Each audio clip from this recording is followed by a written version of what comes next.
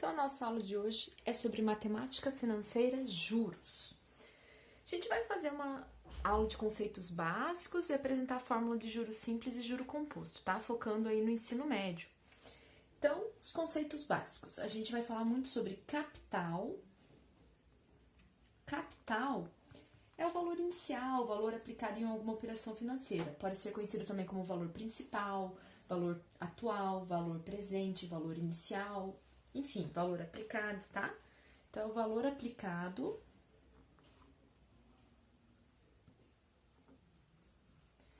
em alguma operação financeira. Em alguma operação financeira. A gente vai usar a letra C para representar o capital. Juros. O que vem a ser os juros? Os juros é a remuneração que incide sobre o capital. A gente vai usar a letra J para juro, só que muitas vezes a gente vai falar sobre a taxa de juros, tá? Aí, taxa de juro, a gente vai usar a letra I. Certo? E sempre vai vir relacionado com o tempo, tá, gente? Quando a gente fala de taxa de juro, tem que dizer se essa taxa é calculada ao dia, ao mês, ao semestre, ao ano, ao trimestre. Sempre tem que vir. Então, vai vir, por exemplo, lá, assim, ó. 2% ao dia. 2% ao mês, 2% ao trimestre, 2% ao ano. Então, tem que vir sempre relacionada com o tempo. E também temos o montante. O montante é o total do capital mais o juro. Certo? E a gente tem o tempo, né, da nossa aplicação aí, sempre vai ser dado. O tempo, a gente vai usar a letra T, mas tem livros, né, sites que usam a letra N. O tempo sempre tem que estar de acordo com o tempo da taxa, tá, gente? Se eu tenho uma taxa ao mês e ele pergunta lá durante um ano, eu vou transformar aquele ano em 12 meses. Sempre deixem no mesmo tempo que a taxa, tá bom? Então, agora vamos falar sobre juros simples. Olha lá.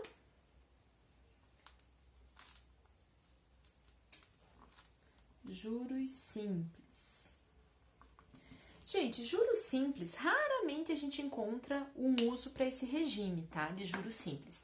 Porque no nosso dia a dia, nada é calculado com juros simples, ainda mais se for uma situação a longo prazo, tá? O que vem a ser o juro simples? É um juro que é calculado sempre sobre o capital. É um juro constante e igual por períodos iguais de tempo. Sempre calculado sobre o capital, ok? Então, o juro simples é sempre constante e calculado sobre o capital. Vamos ver um exemplo bem simples. Olha só. Digamos que eu tenho um capital de R$100, aplicado a uma taxa de juros simples 2% ao mês. Quero saber aí, depois de 10 meses, qual que vai ser o meu montante. Vamos fazer uma tabela, então. Tempo, o juro e um montante. Lembrem que montante é capital mais juro. 1, 2, 3, 4, 7, 8 e assim por diante. Deixa eu pôr uma reticências aqui, tá? Só pra gente ver o que tá acontecendo, daí a gente vai usar a fórmula para usar depois de 10 meses. Então, olha só. Né? No tempo atual, eu não vou ter nada de juro, eu vou ter só o meu capital, que é 100. Depois de um mês, eu vou ganhar 2% em cima de 100. Regra de 3, 2% de 100 é R$2, ok? Então, eu vou ficar com 102.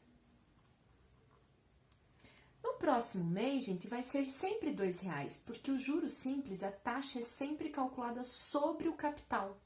Então, aqui, ó, o juro é sempre constante, é o mesmo por um período igual de tempo. A cada mês é R$2.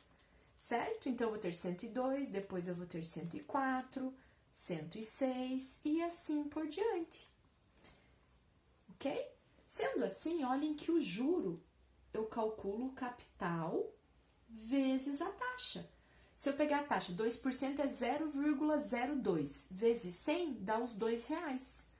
Só que quando eu quero uma certa quantidade de tempo, basta eu multiplicar pelo tempo, porque é sempre a mesma, ó, 2, 2, 2, 2. Então, se eu quero 5 meses, é 2, 2, 2, 2, 5 vezes. E assim por diante. Então, o montante, que é capital mais juro, vai ser capital mais o juro que é dado por essa fórmula aqui. O I, gente, a gente sempre utiliza na forma decimal, tá? 0,02.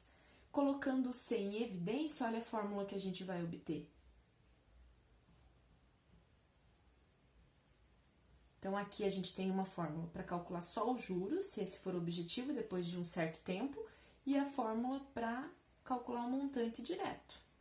Ou você calcula o juro e soma com o capital, também chega no montante, tá? No nosso exemplo, eu falei no início que eu queria para 10 meses, olha lá. Então, vamos pensar. 10 meses. Daqui 10 meses, qual que vai ser o juro? Quanto que eu vou ter de juro? Capital vezes a taxa vezes o tempo. Eu vou ganhar de juro R$20. Qual que vai ser o meu montante? 100, que é o capital, mais o juro, 120. Ok? Então, depois de 10 meses, eu vou ter R$120. Ou dá para jogar nessa fórmula direto. 0,02 vezes 10 mais 1 vezes o capital. Também vai dar 120. Ok? Agora, a gente vai ver a situação de juro composto.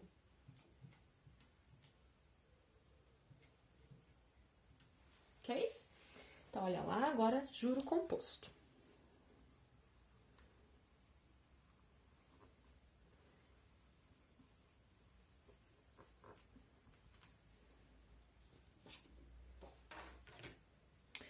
Então, ele é o regime mais utilizado, né, de capitalização nas transações comerciais e financeiras.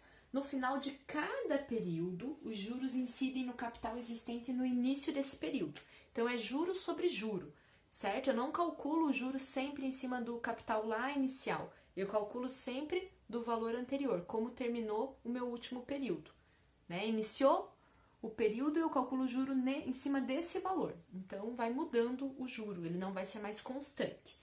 Vamos pegar o mesmo exemplo, só que agora juro composto.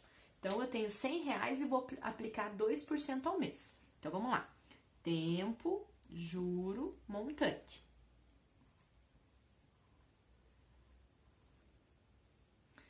Certo? Vamos começar com R$100. Gente, 2% ao mês. Então, no primeiro mês, eu vou lucrar R$2, eu vou ficar com 102. Só que agora, prestem atenção.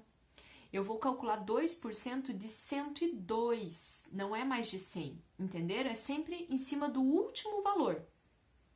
Então, 2% de 102 vai ser quanto? Vai ser R$2,04. Então, aqui eu já vou ficar com 104,04.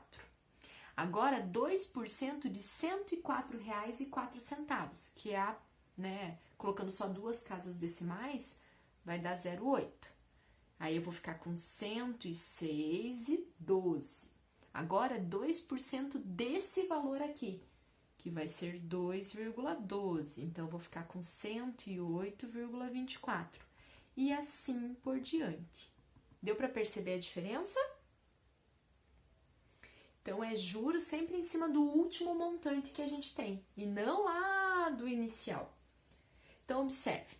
Para a gente calcular o primeiro montante, a gente pegou o capital mais a taxa de juros em cima do capital, colocando em evidência. Para calcular o segundo montante, a gente pegou o que a gente tinha, aqui é um igual. A gente pegou o que a gente tinha, mais o juro em cima desse valor. Colocando em evidência,